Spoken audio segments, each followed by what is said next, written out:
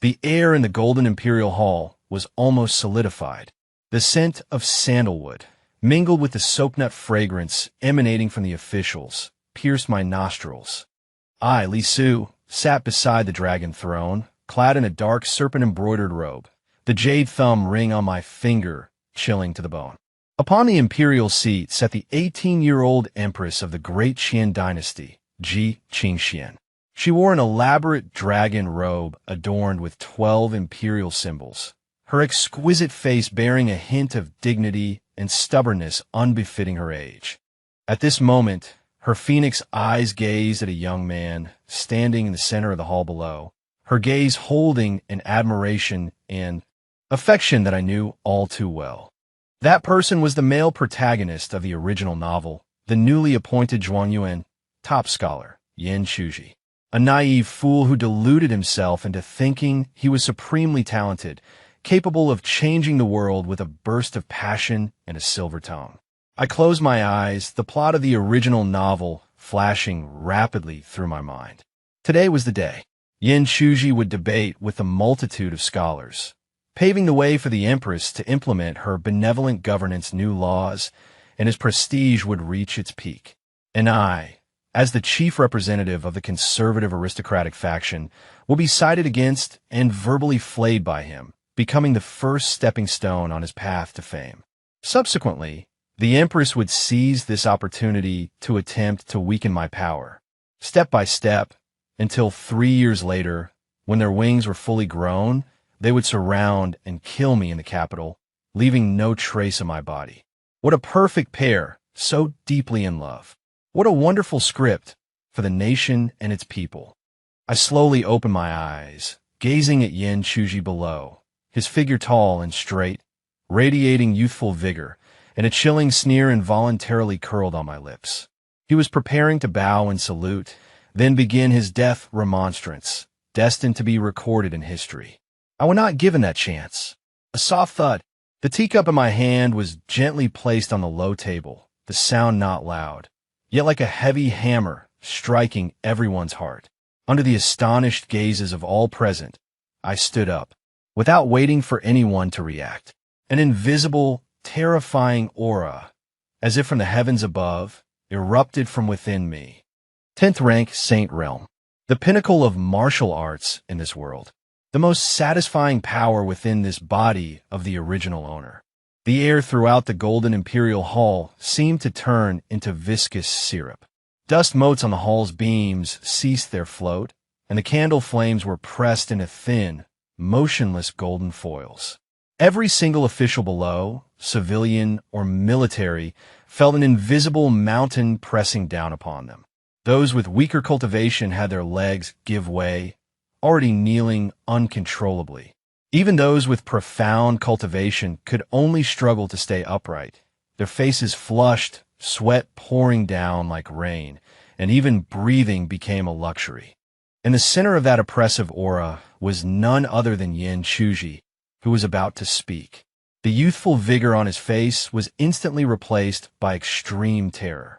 His rather handsome features contorted, his knees trembled uncontrollably, and his bones emitted groaning cracks under the immense strain.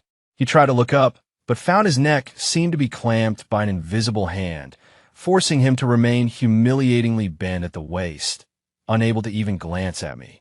Thud. In the end, he couldn't hold on. His knees slammed heavily onto the cold, hard golden bricks emitting a dull thud. The entire grand hall fell into a dead silence. Only I, slowly, descended from beside the imperial seat. The sound of leather boots on the ground echoed clearly in everyone's ears.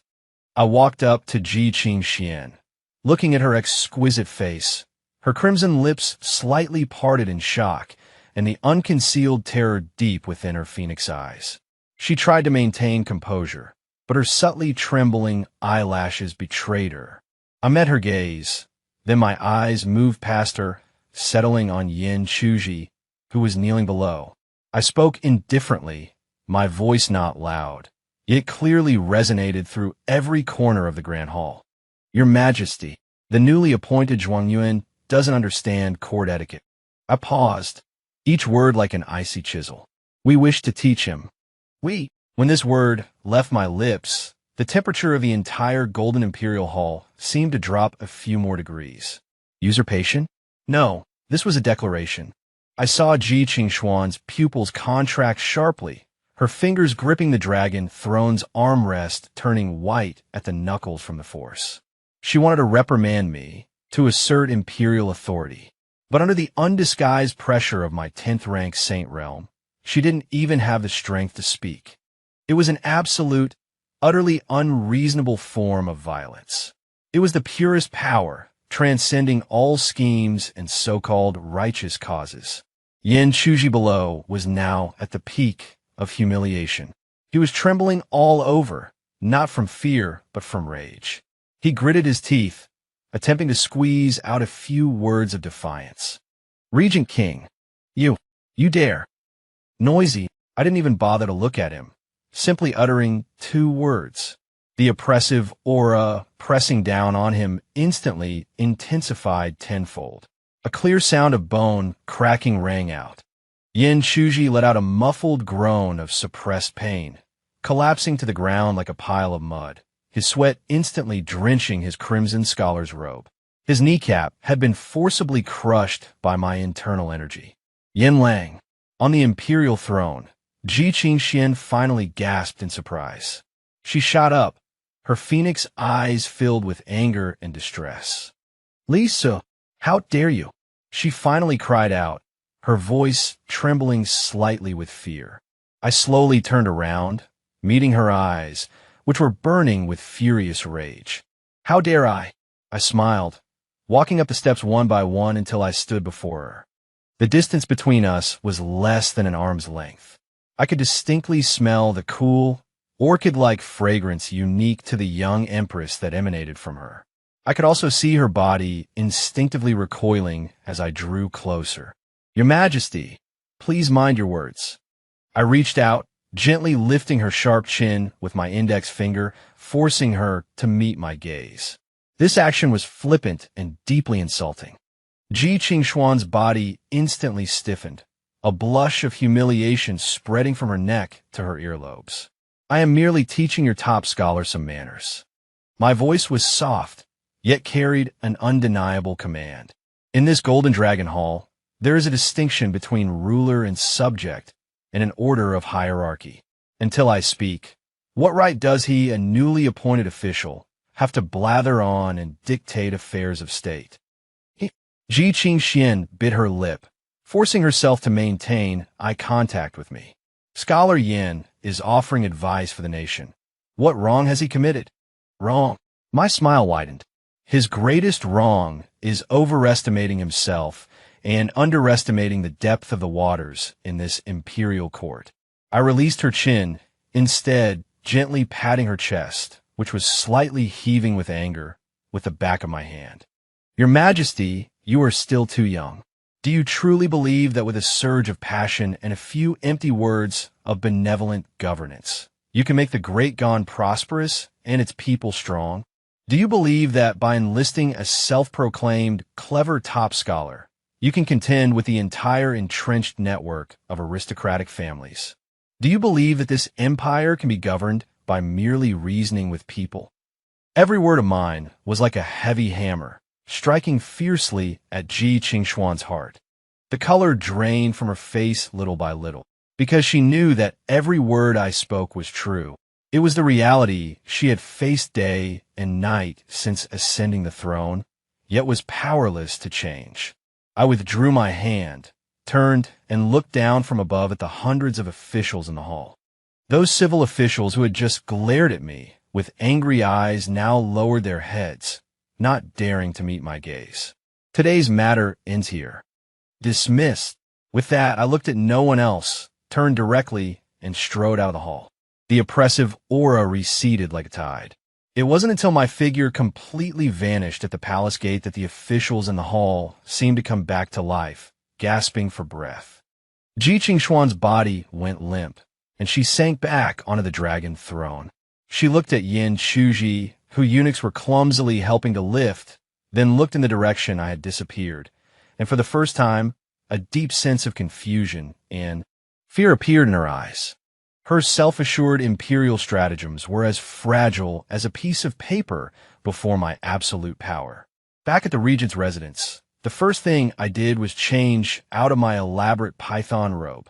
Lin Wei, the silent, loyal, and burly captain of my personal guards, was already waiting in the study. He was a confidant personally promoted by the original owner, an 8th-rank martial arts grandmaster, and loyal only to me. Your Highness. He bowed, a hint of barely concealed excitement and worry in his eyes. Today, you in the imperial court. It's nothing. I waved my hand, sitting in the main seat and pouring myself a cup of tea. Just a warning to a few ignorant ants. Lin Wei said no more, simply standing quietly to the side. I took a sip of tea, beginning to sort out my next plan. My actions in the Golden Dragon Hall today, seemingly reckless, were in fact the first step in my carefully considered strategy. Dealing with protagonists like Ji Qingxian and Yan Shuji, who fancy themselves clever, with schemes and tricks will be falling into a trap. What they are best at is using leverage, packaging their personal desires with so-called righteousness and the will of the people. Playing political games with them would be like getting stuck in mud, only to be dragged into their familiar rhythm.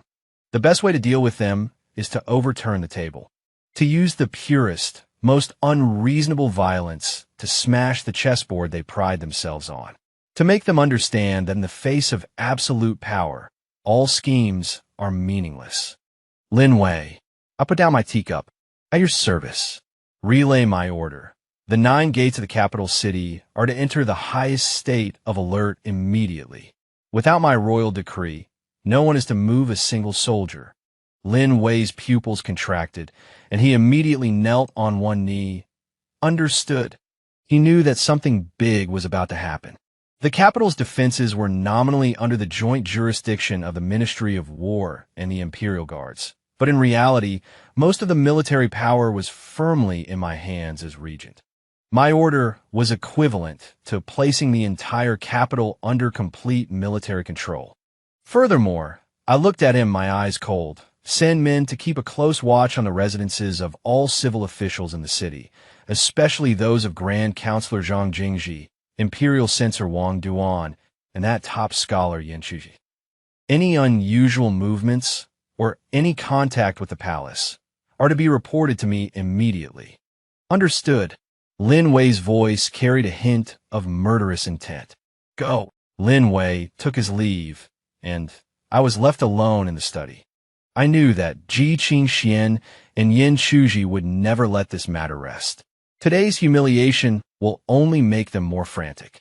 According to the original plot of the book, next, they would unite with those civil officials who prided themselves on their integrity, pin the grave charge of attempted rebellion on me, and then request the Empress to issue a decree stripping me of my military command. This is their true killing blow. They believe that by seizing the banner of righteousness, they can command the world and make me the target of public condemnation. Unfortunately, they miscalculated one thing. I am not the villain from the original book who still cared about reputation and was bound by rules. I am a soul from the modern era, a pragmatist well-versed in thick black theory. Reputation? What's that? Can it be eaten? Didn't you want to accuse me of treason? Very well. Then I'll rebel for you to see. I leaned back in my chair, closed my eyes, and Ji Qingxuan's beautiful face, filled with humiliation and rage, appeared in my mind.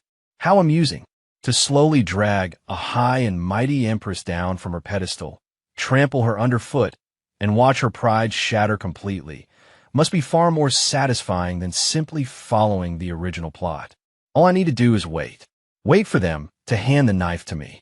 Just one day later, Ji Qingxuan's counterattack arrived, faster and fiercer than I had anticipated. The next morning, before dawn, the gates of the Prince Regent's manor were knocked upon by a eunuch bearing an imperial edict from the palace. An imperial edict arrives. A sharp, shrill voice pierced the morning's tranquility. I was practicing martial arts in the courtyard. Hearing the announcement, I merely stopped my stance. Too lazy to even change clothes, I walked to the front hall in my thin training attire. The eunuch bearing the edict was an old acquaintance, Wang Dequan, the chief eunuch of the Directorate of Ceremonial and one of the Empress's trusted confidants. Seeing me, he unfurled the bright yellow scroll in his hands with a forced smile. Regent Li Su, receive the imperial edict. I stood my ground, unmoving, not even kneeling. Wang Dequan's eye twitched, but recalling the scene in the Golden Imperial Hall yesterday, he dared not react, and could only brace himself and continue reading. By the mandate of heaven, the Emperor decrees. Regent Li Su, for yesterday's contempt of the sovereign and assault on court officials in the imperial court, has committed a heinous crime. However, considering his meritorious service in assisting the government, he shall be temporarily punished leniently. Therefore, Li Su shall immediately hand over command of the capital's army and be confined for a month to reflect on his errors. Respect this. When the imperial edict was read, a deathly silence fell over the hall. Wang Dequan held the imperial edict, cold sweat already beading on his forehead. He waited for a long while, but saw no reaction from me. Your Highness, please receive the edict, he cautiously prompted. I looked at him and suddenly smiled. Hand over command of the army? Confinement for self-reflection. I took a step forward, took the scroll from his hand, and, without even looking at it, gently rubbed it between two fingers. The imperial edict, made of the finest shoe brocade, instantly disintegrated into a flurry of scattered fragments in my hands. Wang Dequan's eyes instantly widened like brass bells. He pointed at me, his lips trembling, unable to utter a single word. You dare destroy an imperial edict. Just a false decree. What does it matter if it's destroyed? I dusted off my hands as if flicking away non-existent dust. My tone as nonchalant as if discussing a trivial matter. A false decree? Wang Dequan shrieked. This clearly bears His Majesty's imperial seal. It's an edict personally issued by His Majesty. Is that so? I walked up to him, looking down at his face twisted with fear. Then go back and tell your master. Tell her that my military command, Li Su's command, was seized from the northern barbarians through glorious military achievements, blade by blade and spear by spear. It's not something she can simply take away with a single decree. She wants the military command? She can have it. I grinned, revealing a mouthful of white teeth. Let her come to my manor herself to take it. Let's see if she has the courage. Wang Dequan was scared out of his wits, scrambling and stumbling as he fled from the Prince Regent's manor. I knew that by publicly destroying the edict and uttering such treasonous words, once the news spread, the entire court and common folk would erupt in chaos. This was exactly the effect Ji Qingxian wanted. She wanted to solidify the charge of me being arrogant, overbearing, and disrespectful to the sovereign, pushing me completely to become everyone's enemy. Then, she could rightfully, under the banner of clearing the sovereign's side, command all the armies under heaven to suppress me, this traitor to the nation. A clever scheme.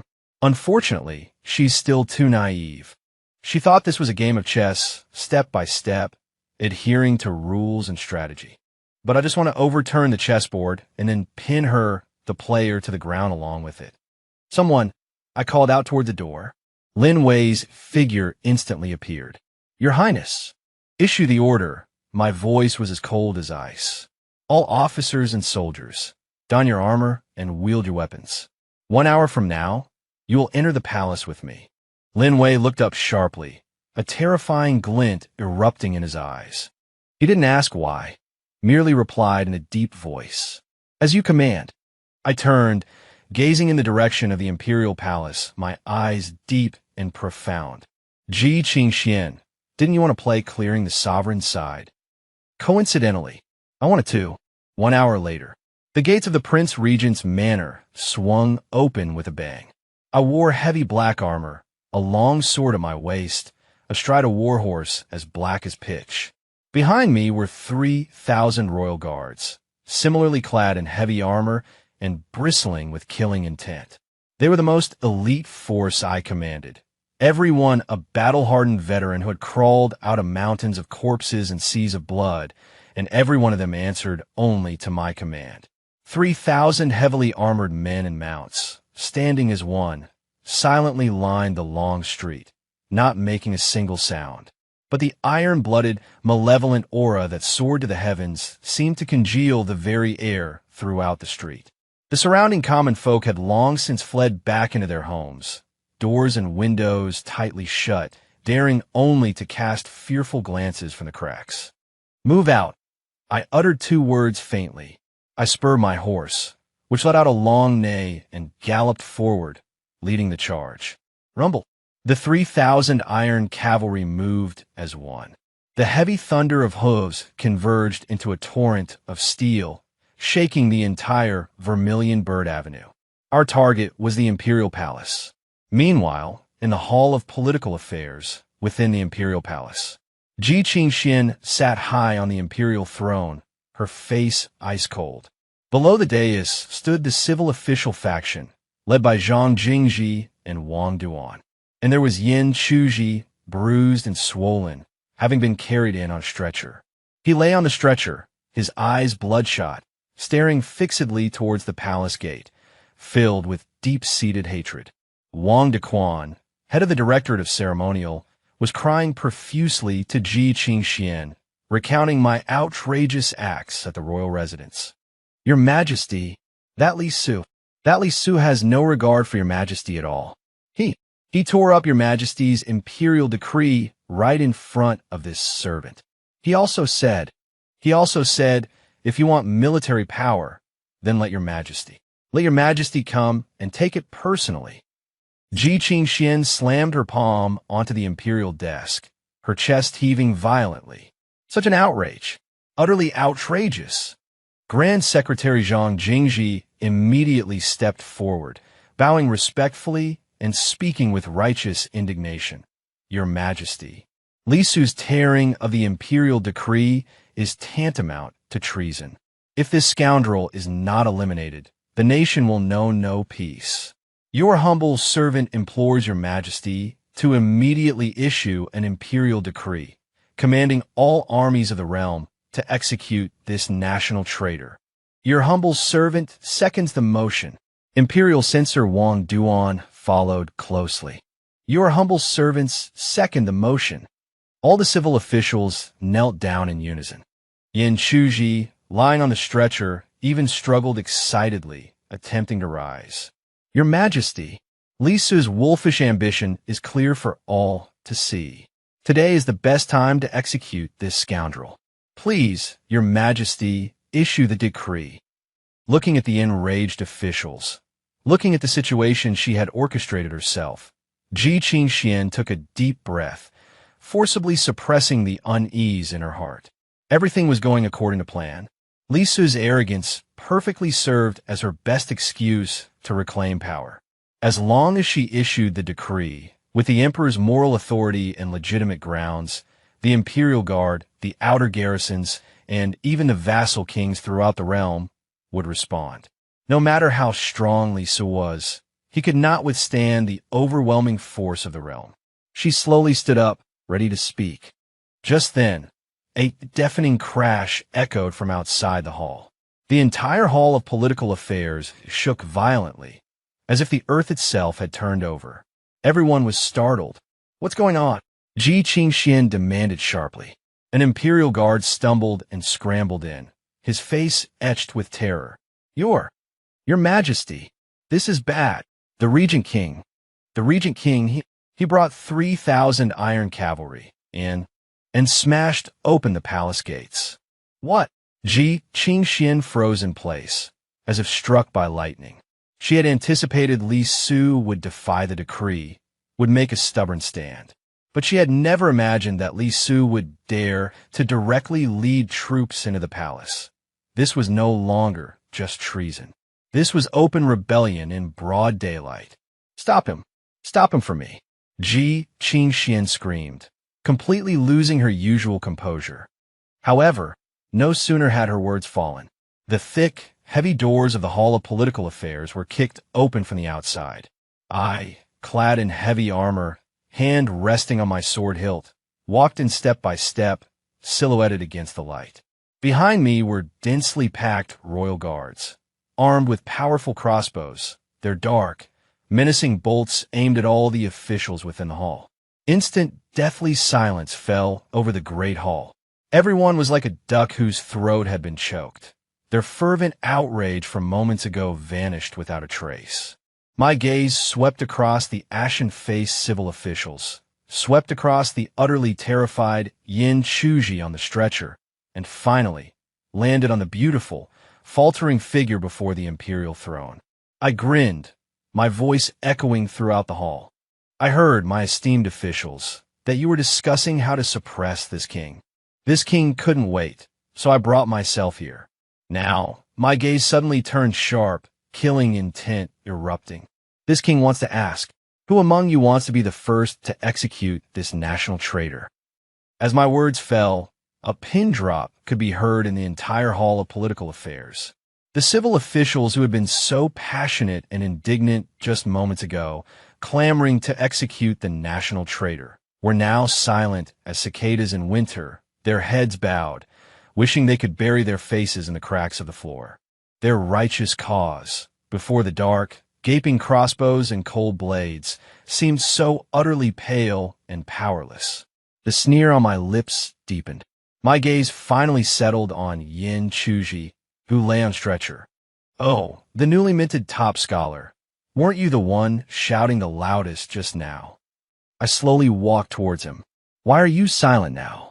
Yin Chuji trembled all over, his eyes filled with terror as he looked at my demonic figure. But the innocence and arrogance in his bones still made him muster his courage. Lisa, you led troops into the palace. This is treason.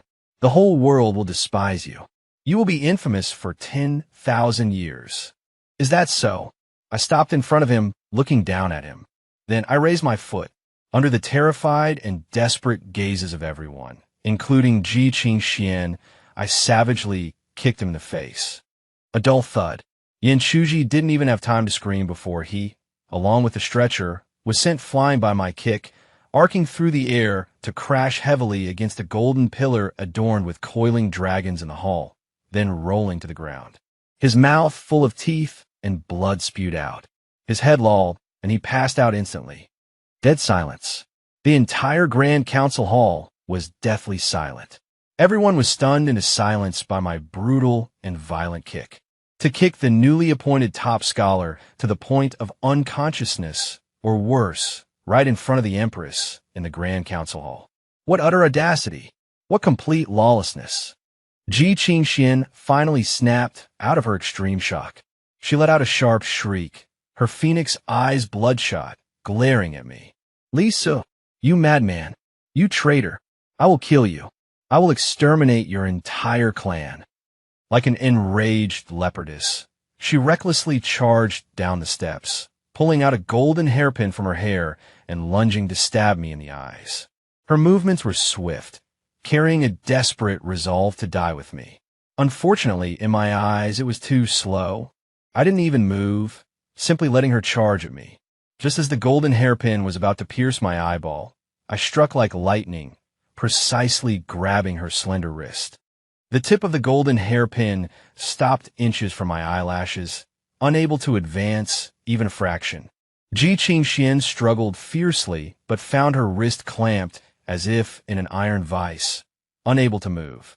Let me go! Let me go! She shrieked hysterically, her other hand also clawing at my face. I frowned, losing patience. With a swift backhand, I slapped her. A crisp slap echoed through the hall. Ji Qingxuan's screams abruptly ceased. The slap sent her head snapping to the side, and 5 clear finger marks rapidly appeared on her pale cheek. She was utterly stunned.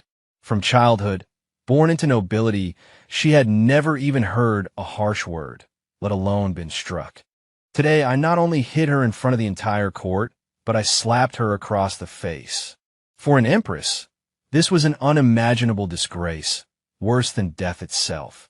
Madman, you're a madman, she mumbled, tears finally bursting forth, mingled with humiliation and fear. I couldn't be bothered with her breakdown. I released her wrist, turned, and faced all the trembling officials in the hall. I raised the long sword high in my hand, its tip pointing directly at the Zheng de Guangming, righteous and enlightened, plaque on the hall ceiling. My voice, like the cold of the netherworld, resounded in everyone's ears. The emperor is young, misled by treacherous villains, causing chaos in the imperial court and harming loyal subjects. I, Li Su, the regent prince, today shall follow the example of previous dynasties, cleanse the emperor's side, and execute the treacherous ministers. Hear my royal decree. Effective immediately, take over all defenses of the capital. Seal off the imperial palace. Grand Secretary Zhang Jingji and Censor-in-Chief Wang Duan, for bewitching the emperor and harboring ill intent, seize them on the spot. Confiscate their property. All their confederates are to be imprisoned in the heavenly prison and interrogated severely.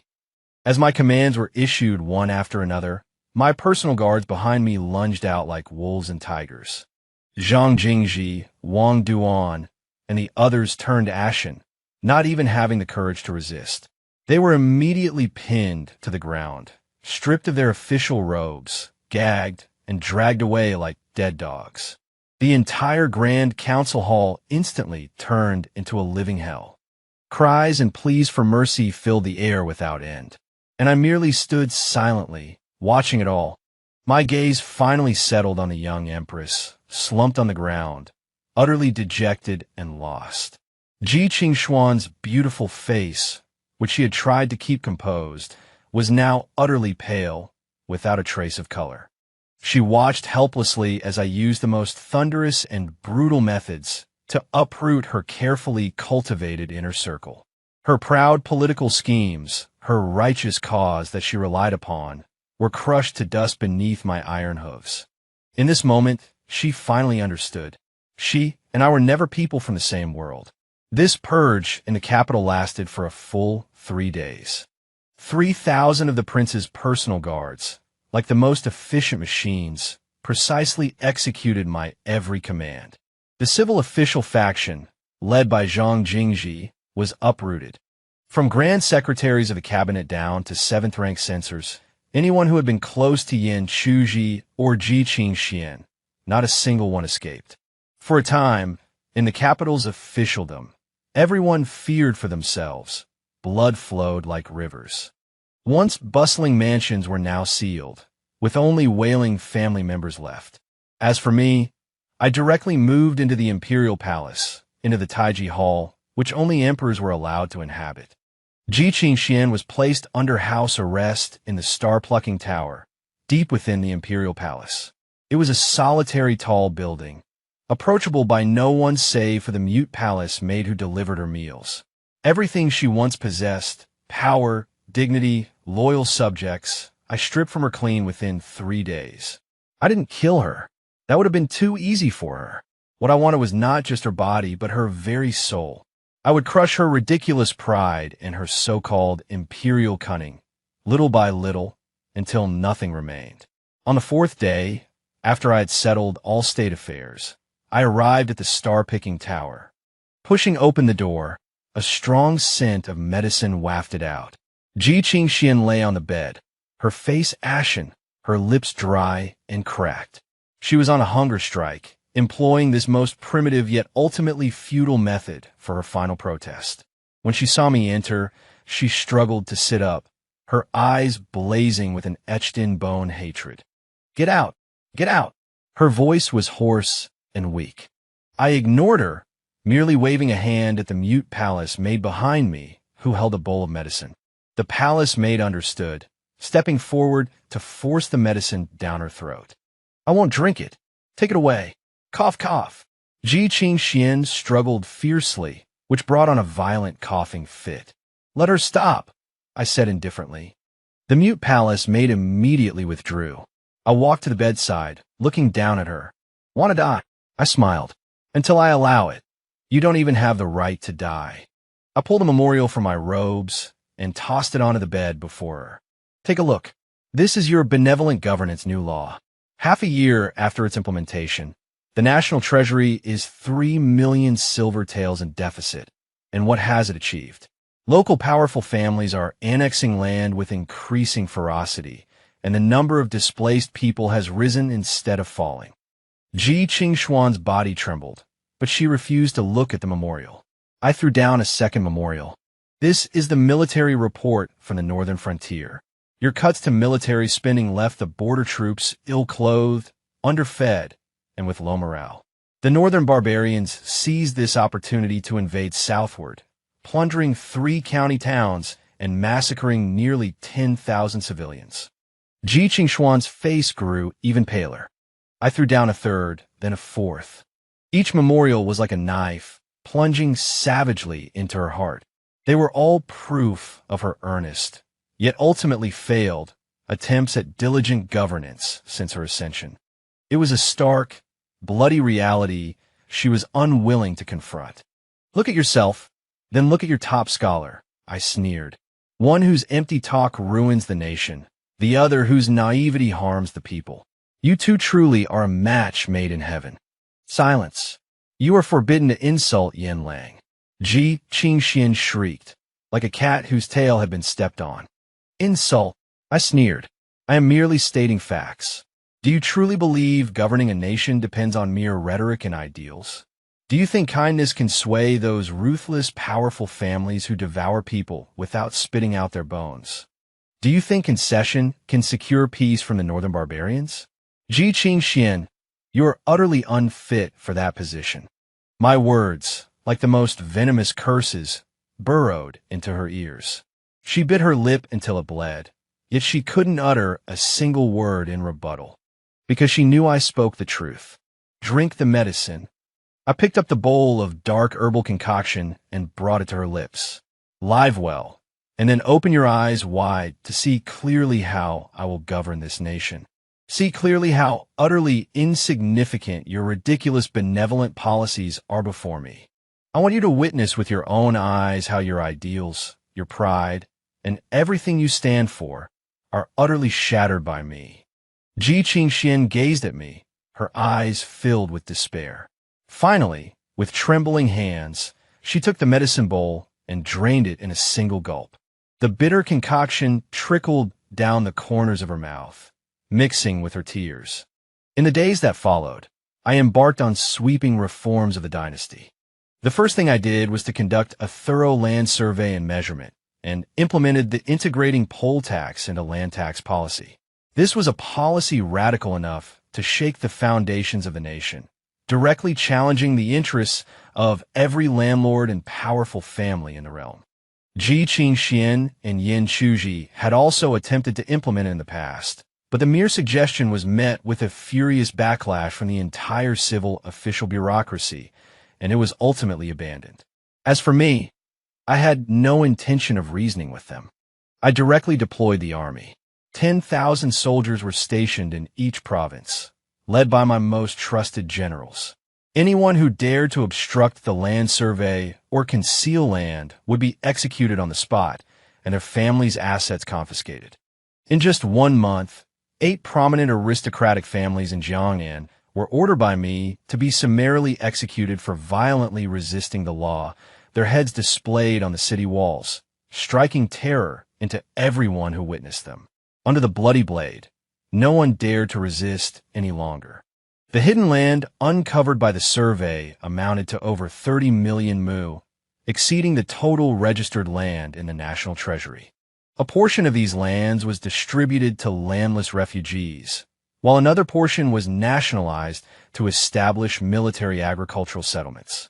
This single measure alone was enough to double the Dacian dynasty's financial revenue within a year. I compiled these organized data into clear and concise charts, just as I would have done for project reports in my previous life, and then sent them to the star-picking tower.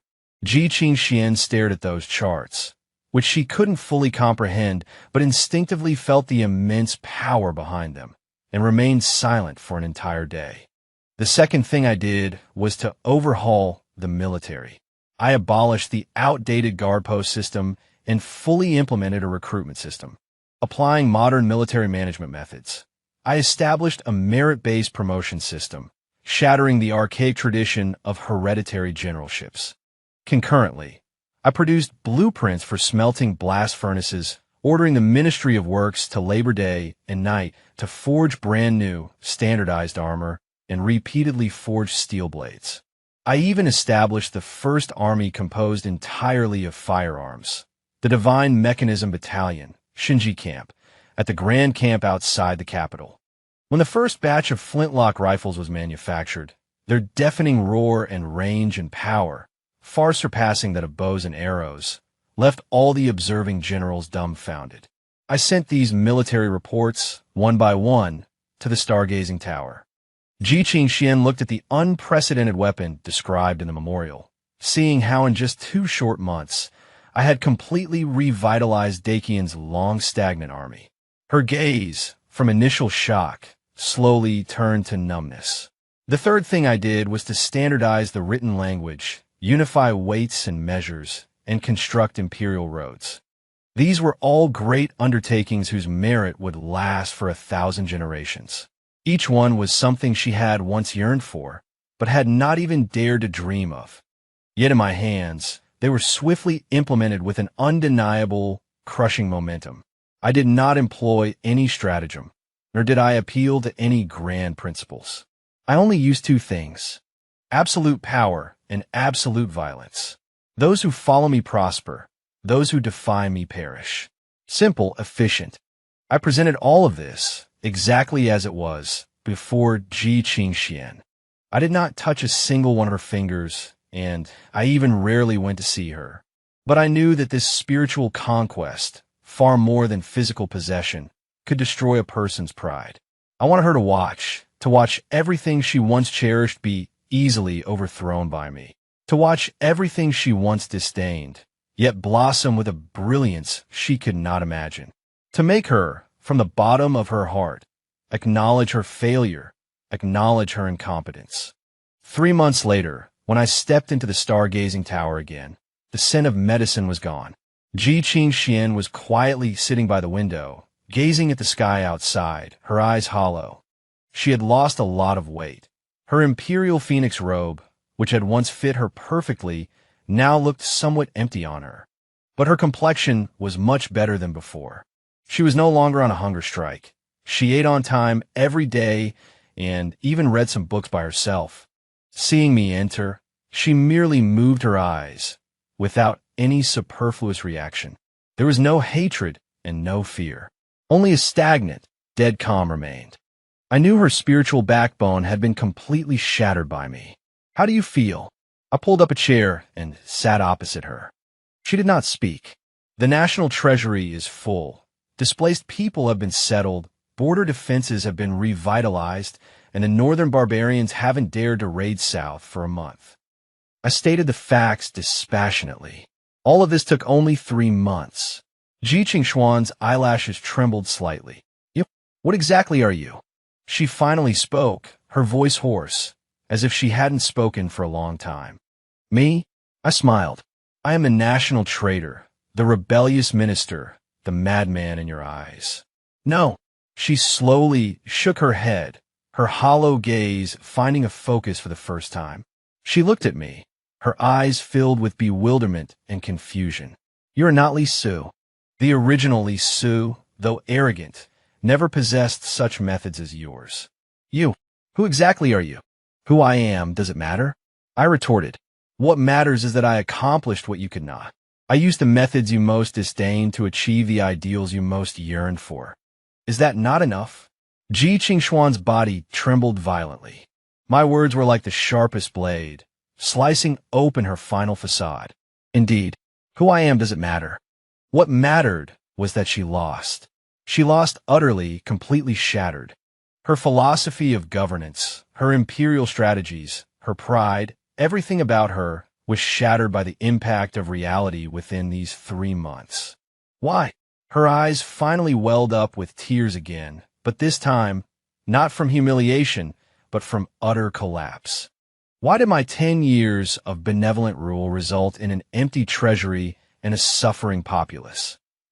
And you You, a bloodthirsty tyrant, couldn't just 3 months completely revitalize the realm. Could it be? Could everything I've always upheld be wrong? Could the kingly way taught in the sage's books all be lies? She was like a lost child, voicing the greatest confusion in her heart. I looked at her tear-streaked face, a face filled with despair, with not a trace of pity in my heart. I stood up, walked to her, leaned down, and whispered in her ear, "Yes, you are wrong, outrageously wrong. The sages taught you benevolence and righteousness, but they didn't teach you that human nature is inherently evil. History taught you the kingly way, but it didn't tell you that the kingly way needs the hegemonic way to pave its path. Ji Qingxian, you possess the name of an emperor, but lack the reality of one, and even more so, the heart of an emperor. You are merely a pathetic worm living in your own fantasies." Having said that, I straightened up and no longer looked at her. "Starting tomorrow, move out of the stargazing tower." Ji Qingxian suddenly looked up, staring at me in bewilderment. "Taiji Hall needs a maid to serve tea and water. I think you are very suitable." I left those cold words and turned to leave. Behind me, her uncontrollable cries of utter collapse echoed. I knew that from this moment on, the Empress, high above all others, was dead. The only one who survived was a woman named Ji Qingxian, my woman. Yan Chuji woke up. He was in a dark, damp imperial prison. The first thing he felt upon waking was the intense pain emanating from his face and knees. He struggled, tried to get up, but found his hands and feet bound by thick iron chains, rendering him completely unable to move. "Awake!" A chilling voice came from outside the cell. Yan Chuji looked up to see a eunuch dressed in brocade, standing with his arms crossed, watching him coldly. It was Wang Dequan. However, the Wang Dequan of this moment no longer had the obsequiousness and terror he once showed. Instead, there was a morbid delight and cruelty on his face. "Wang Dequan, it's you." Yan Chuji's voice was hoarse. "Impudent. Is my name one you are fit to utter?" Wang Dequan's face darkened, and he shot a look at the jailer beside him. The jailer immediately understood, picked up a ladle of cold water, and harshly splashed it onto Yan Chuji's face. Cough, cough, cough. The icy water made Yan Chuji shiver and brought him completely to his senses. He remembered everything that had happened before he lost consciousness. Lisa had led troops into the palace, and in front of the Empress and all the civil and military officials, had kicked him flying. "Where's Her Majesty?" "How is Her Majesty?" he asked anxiously. "Her Majesty?" Wang Dequan chuckled, as if he had heard some colossal joke, covering his mouth. His laughter was shrill and piercing. "Your Her Majesty is currently in the Hall of Supreme Harmony, washing the new master's feet." "What?" Yan Chuji was as if struck by lightning, his eyes crimson. "You're spouting nonsense. This is impossible. Her Majesty is the Son of Heaven. How could she possibly?" "Son of Heaven?" Wang Dequan interrupted him, the mockery on his face intensifying. "Yin Zhuangyuan, haven't you seen clearly yet? This world has long since changed. Now, the master is His Royal Highness the Regent. As for your Her Majesty, she's nothing more than a dog by the Regent's side." "No, I don't believe it. Lisu, this national traitor, may he die a terrible death." Yan Chuji struggled frantically, making the chains clatter loudly. "National traitor?" Wang Dequan sneered. "Yin Zhuangyuan, you are still so naive. The victor becomes king, the vanquished a bandit. It has always been so. Now, the regent is heaven, and his words are imperial decrees. And you," Wang Dequan's eyes turned malicious, "you wretch who offended the regent, just enjoy your stay here." With that, he turned and left. Yan Chuji watched his retreating back, his eyes filled with despair and unwillingness to accept defeat. He didn't believe it. He refused to believe that everything he believed in would crumble so easily. He refused to believe that the Empress he held so dear in his heart would suffer such an extreme humiliation. He still had trump card. Yes, he still had one last trump card. "I want to see Lisa. I want to see the regent." Yin Chuji roared, using all his strength. He would use his final trump card to settle things with Li So. The news quickly reached my ears. Oh, he wants to see me. I was sitting on the dragon throne in the Hall of Supreme Harmony, reviewing memorials. Ji Qingxian, dressed in a plain white maid's outfit, was kneeling at my feet, awkwardly massaging my legs with hands that once held the imperial seal. Upon hearing Yin Chuji's news, her body stiffened noticeably. I looked down at her, and she immediately lowered her gaze, concealing the emotions in her eyes. Somewhat interesting. I put down the vermilion brush in my hand. Bring him here. Not long after, Yin Chuji, reeking of filth and torture to the point of being unrecognizable as human, was dragged in. The moment he saw me, his eyes immediately erupted with bone-deep hatred. But when he saw Ji Qingxian, dressed as a maid and kneeling at my feet, his hatred instantly transformed into utter shock and heartbreak. Your Majesty. His voice trembled. Ji Qingxuan's body shuddered, and she buried her head even lower, not daring to look at him. Li So, you beast! What have you done to Her Majesty? Yin Chuji's eyes nearly splitting open from rage, he roared frantically. I ignored him, merely lightly patted Ji Qingxuan's shoulder. Lift your head. Let him see clearly. Ji Qingxuan's body trembled even more violently, but she dared not defy my order and could only slowly, humiliatingly raise her head. That once aloof and proud, exquisitely beautiful face was now filled with numbness and submission. No, no. Seeing this scene, Yin Chuji's spirit completely collapsed. This was more painful to him than death itself. Li So, I'll kill you. I'll fight you to the death, he roared, lunging forward. Where's your trump card? I said calmly, a single sentence stopping him in his tracks. Yin Chuji gasped for breath, staring fixedly at me. How did you know? I know far more than you can imagine. I leaned back on the dragon throne, watching him calmly and at leisure. Are you talking about your master, that heavenly Tao Grandmaster who has lived in seclusion for many years, and the nation-protecting formation he controls, correct? Yin Chuji's pupils instantly constricted to the size of pinpricks. This was his greatest secret, his only hope of turning the tables. How could Li So know? Looking at Yin Chuji's face, etched with horror, the smile at the corner of my mouth deepened. Information asymmetry is always the greatest golden finger. You, who exactly are you? Yin Chuji's voice trembled. For the first time, he felt a fear from the depths of his soul. This Li So before him seemed like an omniscient and omnipotent devil. Everything he possessed was laid bare before this person. Who I am is not important. I stood up and walked over to him. What's important is that trump card you thought you had, in my eyes, is nothing but a joke. Arrogance. Yin Chuji was enraged by my disdain. My master is a 9th-rank pinnacle Tao of Heaven Grandmaster, who comprehends the ultimate truths of heaven and earth. The Imperial Way National Protection Grand Array he set up can gather the dragon energy of a nation and the collective will of its myriad people. Even a 10th-rank saint wouldn't dream of breaking it. You. Oh, is that so? I interrupted him, a hint of amusement on my face. Then you can call him out now and let me witness it. Yin Chuji was stunned. He hadn't expected me to make such a request. What? Are you afraid? I sneered. Or are you saying you can't even contact him? You. Provoked by me, Yin Chuji's blood rushed to his head. He pulled out a broken jade pendant from his bosom and fiercely crushed it. An almost imperceptible ripple instantly spread out. Li So, you just wait.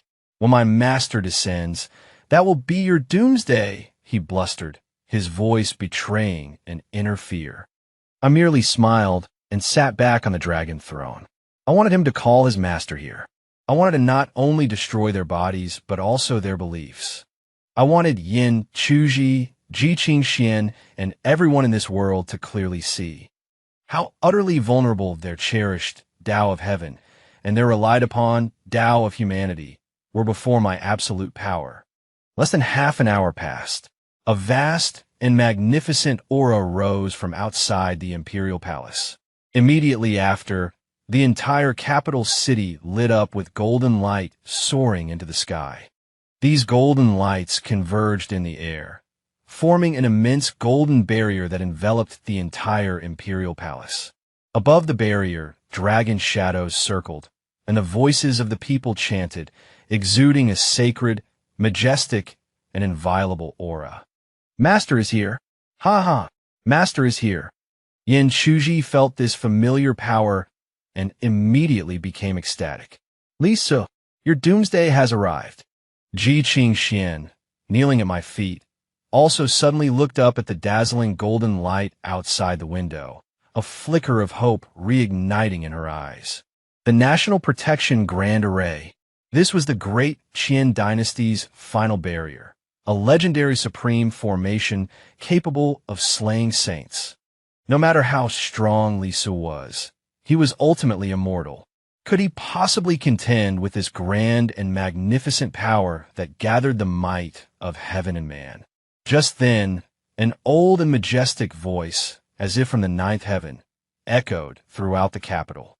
"Traitor Li Su, disrupting the imperial court, going against the will of heaven above and defying the will of the people below, why do you not surrender immediately and accept the judgment of the heavenly Tao?"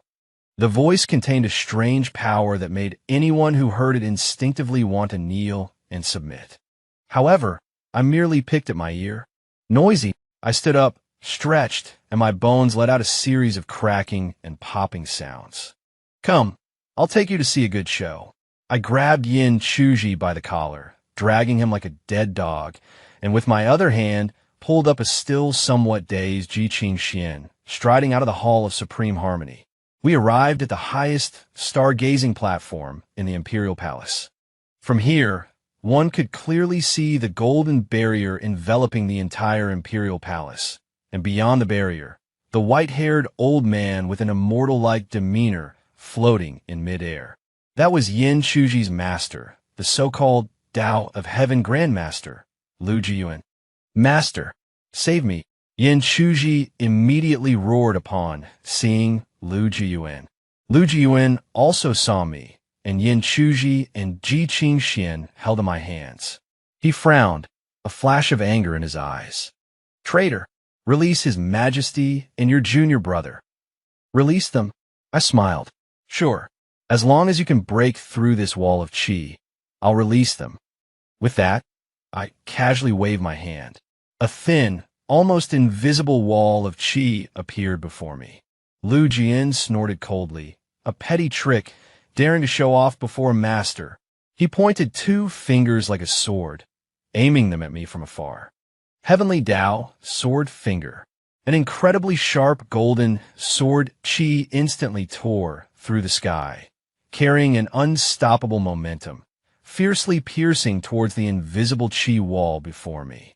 However, the scene that followed astonished everyone.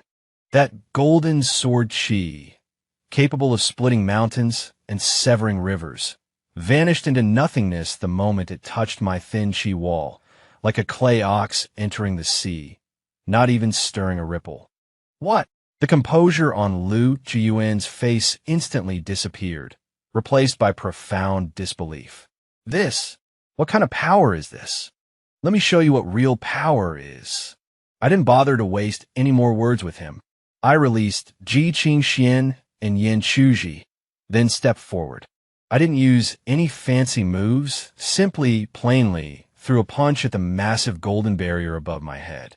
This punch was unremarkable. It had no earth-shattering momentum, nor dazzling brilliance. It was like an ordinary person casually throwing a punch. But when my fist touched the National Protection Grand Array, which gathered the power of humanity's way in the Tao of Heaven, a crisp sound like glass shattering rang out. Immediately after, spiderweb-like cracks rapidly spread across the golden barrier, centered on my fist. 1 second, 2 seconds, 3 seconds.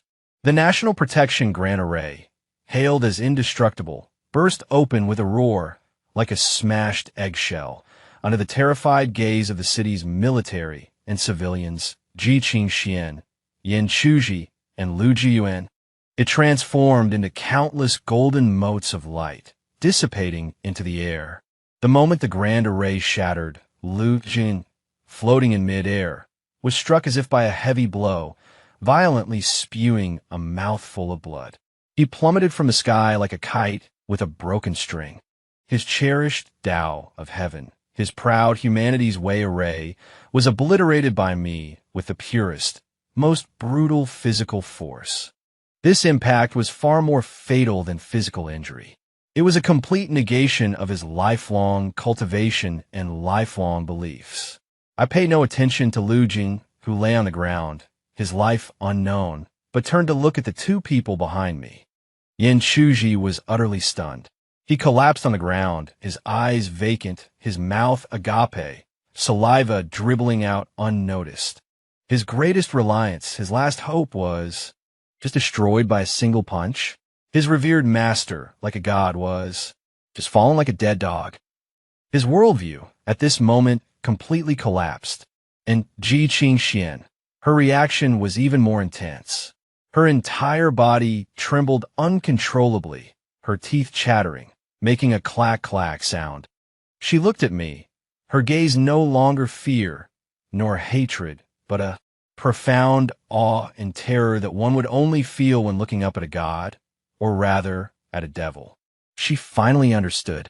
What she was facing was not a powerful official, not a mere warrior, not even a human, but a monster that transcended all her understanding, standing above the rules of this world. Now, do you still think your Tao of Heaven can judge me? I walked up to Yin Chu and asked indifferently. Yin Chu showed no reaction, like an idiot, just muttering to himself. Impossible. This is impossible. It's fake, all fake. I shook my head, losing my last bit of interest. When a person's Tao heart shatters, it's more painful than killing them. His life is already wasted. My gaze shifted to Lu Jin, who was struggling to get up not far away. My body flickered, and I instantly appeared before him. I extended a finger and gently pressed it against his glabella. Lu Jin only managed to utter a single word before his entire body stiffened. He could clearly feel an irresistible, destructive force surging into his limbs and bones, utterly destroying his centuries of arduous cultivation with devastating force. His Dantian Qi Si, his meridians, and his acupoints all turned to dust in that instant. His head of white hair visibly withered and turned yellow, and the skin on his face rapidly lost its luster, becoming like old tree bark. In just the blink of an eye, a grandmaster of the pinnacle ninth-grade martial arts transformed into a frail old man, powerless to even trust a chicken. My cultivation, my Tao. Lu Jiyuan felt the emptiness within his body and let out a desperate wail. I withdrew my finger, too lazy to even glance at him again. I turned and walked back to Ji Qingxian.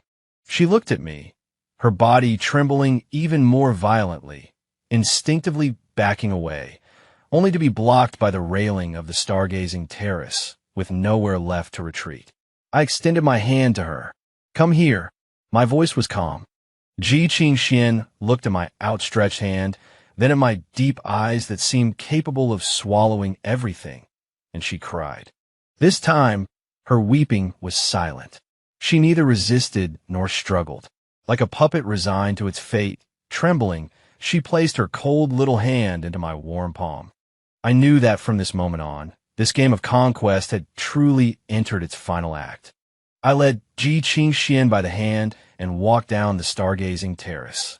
She was like a soulless doll, letting me pull her, her gaze blank, her steps unsteady. The eunuchs in palace maids saw us from afar and were so frightened that they prostrated themselves on the ground, not daring to lift their heads. The entire palace was eerily quiet. I brought her back to the Hall of Supreme Harmony. This was once the place where she, as Empress, issued commands. Now, it had become a cage for her soul. I released her hand and sat back on the dragon throne. Lift your feet, I commanded. Ji Qingxian trembled all over, looking at me blankly. I pointed to my leg. From today on, you will sleep here. I pointed to the footrest beside the dragon throne. It was a brocade stool with soft cushions, used by the emperor to rest his feet. Ji Qingshuan's face instantly turned ashen. She could endure massaging my legs. She could endure serving me tea and water, because that was a maid's job. But for me to treat her like a pet, sleeping by my feet, this was the final and most thorough trampling of her dignity.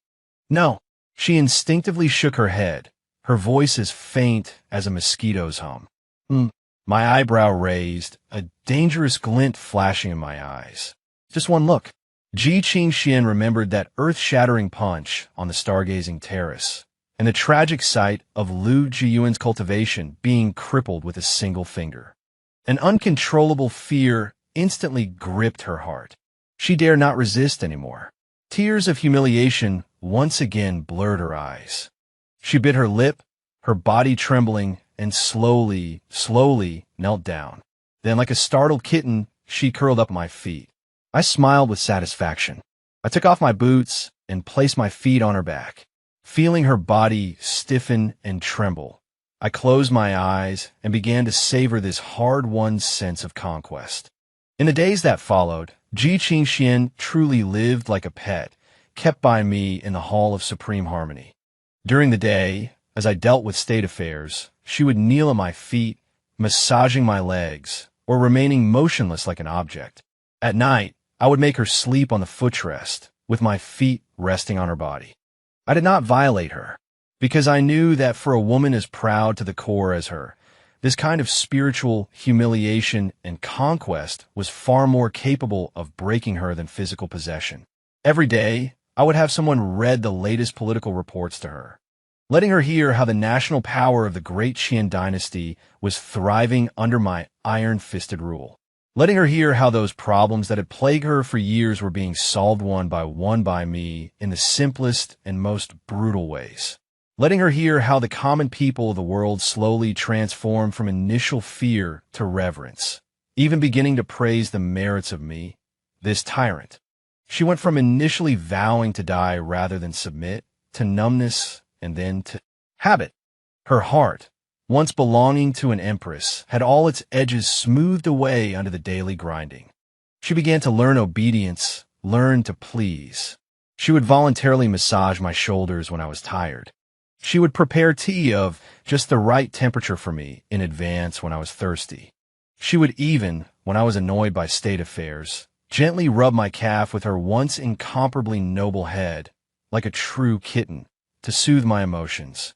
Her personality, her dignity, her pride, had been completely destroyed and reshaped by me. She was no longer the lofty Empress Ji Qingxian. She was merely my exclusive maid, a plaything named Qingxian. In the blink of an eye, another half a year passed. Under my rule, the great Qian dynasty underwent earth-shattering changes. Industry, agriculture, and military all showed explosive growth. Cement roads connected major prefectures and counties, with four-wheeled carriages flowing endlessly. Blast furnaces worked day and night, and new weapons and equipment were continuously transported to the borders. The Divine Machine Battalion had expanded to 30,000 men, becoming the sharpest spear of the Great Qian. And those once arrogant aristocratic families were either uprooted or tucked their tails between their legs, obediently following the new rules I had set. The entire dynasty, like a finely tuned machine I had debugged, operated with efficiency and cold ruthlessness. My prestige also reached an unprecedented peak. The people of the land no longer called me Regent King, but sincerely and reverently referred to me as the saintly emperor. On this day, after dealing with the memorials, I leaned back in the dragon chair, wearily rubbing my temples. A soft little hand, just in time, reached out and gently massaged my temples with moderate pressure. It was Ji Qingxian. She was wearing a sky-blue maid's dress, and her figure appeared even more graceful and shapely. Long-term obedience and conditioning had completely eradicated the imperial coldness and majesty that once belonged to her, replacing it with a delicate, docile, and even slightly alluring demeanor. On her face, There was no longer a trace of humiliation or resentment, only cautious flattery and attachment. "Master, are you tired?" Her voice was soft and pleasing. "MHM." I closed my eyes, enjoying her service. "Shall Qing Xian sing a song for you to relax?" she asked softly. "Good." So with the voice that once issued countless majestic decrees, she quietly hummed a Jiangnan folk tune for me. The melody was winding, carrying a hint of the soft Wu accent of the Jiangnan water towns, and indeed brought a sense of relaxation. I suddenly opened my eyes and grabbed the hand that was massaging my head. "Qing Xian, S servant. Servant is here." She was startled and quickly replied, "Do you hate me?" I looked into her eyes and suddenly asked. Ji Qingxuan's body stiffened, and a complex, unreadable light flashed in her eyes, but quickly vanished. She lowered her head and pressed her cheek against the back of my hand, rubbing it gently. "Qing Xian belongs to Master. Whatever Master does to Qing Xian is as it should be. Qing Xian dares not hate Master, and will not hate Master." Her voice carried a barely perceptible tremor. I knew she was lying. How could hatred simply disappear so easily? It was just suppressed deep within her heart by even deeper fear and dependence. However, that no longer mattered. I smiled, pulled her into my embrace, and let her sit on my lap. She gasped, her body instantly tensing, but she dared not resist in the slightest, only stiffly allowing me to hold her. I lowered my head and whispered into her ear, "Tomorrow, I will ascend the throne as emperor, and you will be empress." Ji Qingxuan's body trembled violently. She looked up, her eyes wide with disbelief. Empress? She had thought that her entire life she would only be an unseen plaything, a lowly maid. Yet, she never expected that I would make her empress. "Why?" she asked tremblingly. "Because you are my spoils of war." I pinched her chin, looking at her beautiful face filled with shock and confusion, and spoke word by word. "I want all the people under heaven to see how that once high and mighty empress submitted at my feet. I want your name to be forever carved alongside mine, becoming my first achievement in conquering this world. Your existence is to constantly remind everyone, those who follow me shall live. Those who defy me shall perish." Ji Qingxian looked at me, and tears streamed down her face once more. But this time, she didn't know whether these tears were due to humiliation or due to a joy of being acknowledged, a joy she herself hadn't even perceived. She said nothing more, but instead took the initiative awkwardly to kiss my lips. My enthronement ceremony was unprecedentedly grand. I did not follow any ancient rites, but used my own methods to announce my arrival to this world. 30,000 divine machine camp soldiers fired their guns into the sky outside the imperial city. The deafening gunshots replaced the ceremonial music. The soaring gunpowder smoke replaced the burning incense. I wore a black dragon robe, crafted with modern techniques and gleaming with metallic luster, and stepped, one by one, onto the highest stairs leading to imperial power. Behind me was Ji Qingxian, dressed in a similarly intricate black phoenix robe, her face veiled. She was my only empress. 100 officials knelt, and 10,000 commoners prostrated themselves. The shouts of "Long Live" echoed through the clouds. I stood at the pinnacle of the Hall of Supreme Harmony, overlooking the land beneath my feet, which I had thoroughly conquered, and the people on that land who revered me as a god. In my heart, there was not much ripple, for I knew all of this was merely a beginning.